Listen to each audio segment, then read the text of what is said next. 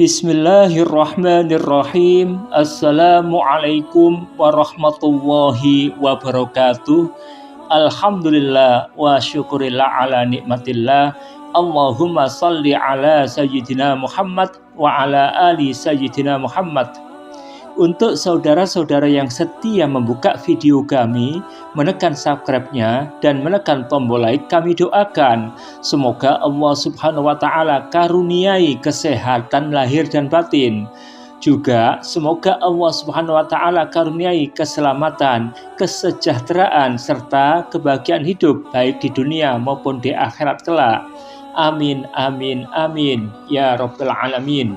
Saudara pendengar, banyak memang kitab hadis karya para ulama terkemuka, namun tidak semuanya dapat diterima masyarakat luas, sebab para ulama telah memberi pengakuan hanya kepada 6 kitab hadis sebagai kitab standar sekaligus menyusun peringkatnya. Penentuan peringkat itu berdasarkan pada semua aspek dalam masing-masing kitab tersebut, yakni mulai dari nilai hadis, ketelitian, syarat-syarat yang ditetapkan, serta sistematika penyusunannya.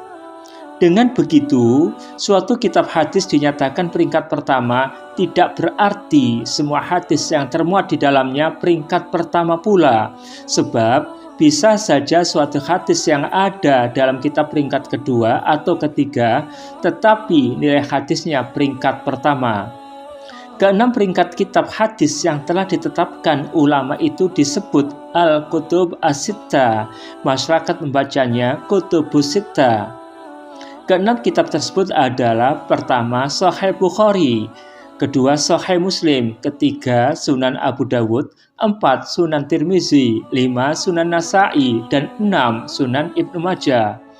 Berikut ini sekilas tentang spesifikasi keenam peringkat kitab hadis tersebut.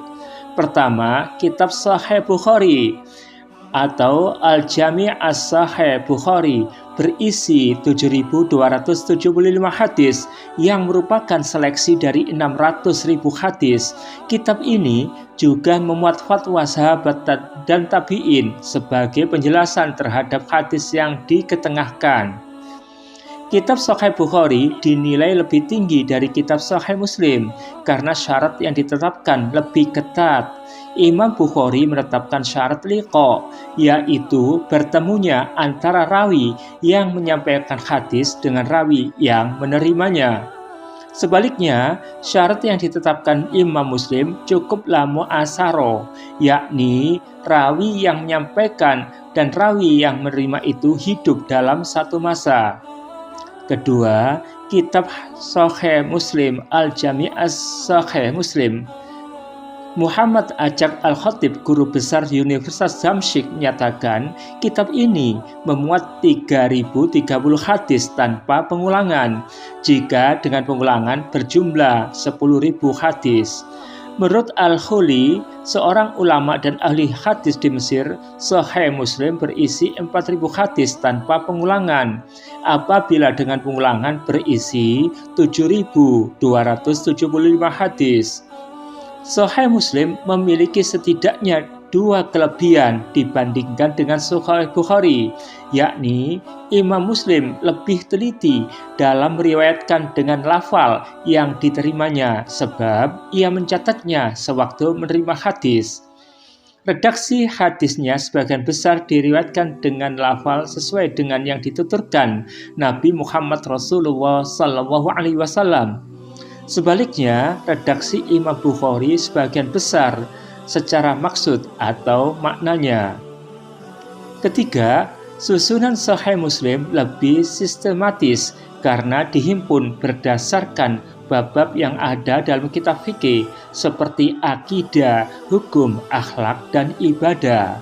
Ketiga, kitab Sunan Abu Dawud yang memuat 4.800 hadis hasil seleksi dari 500.000 hadis. Kitab ini dinamakan Sunan karena mengemukakan penjelasan ketidaksahihan hadis-hadis. Itulah sebabnya kitab Sunan Abu Dawud memuat hadis-hadis yang sahih, mendekati sahih, dan menyerupai sahih. Ciri yang menonjol dari kitab ini adalah kaya dengan hadis-hadis yang berkaitan dengan masalah hukum.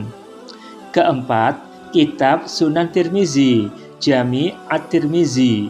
Kitab ini disebut Sunan karena menjelaskan rawi dan derajat hadisnya. Kitab Sunan Tirmizi memiliki beberapa keistimewaan antara lain: A. Banyak memberi catatan perbedaan pendapat di kalangan ahli fikih, fuqaha, tentang istinbat hadis pokok, baik yang isinya semakna maupun yang berbeda.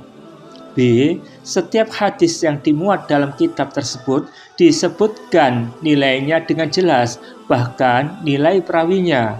C.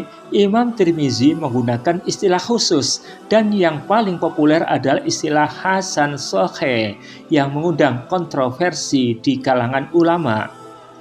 Kelima, kitab Sunan Nasa'i, Sunan As-Sughra atau Sunan Al-Mujtaba memuat 5.761 hadis hasil seleksi dari kitab As-Sunan Al-Kubra karya Imam Nasa'i sebelumnya.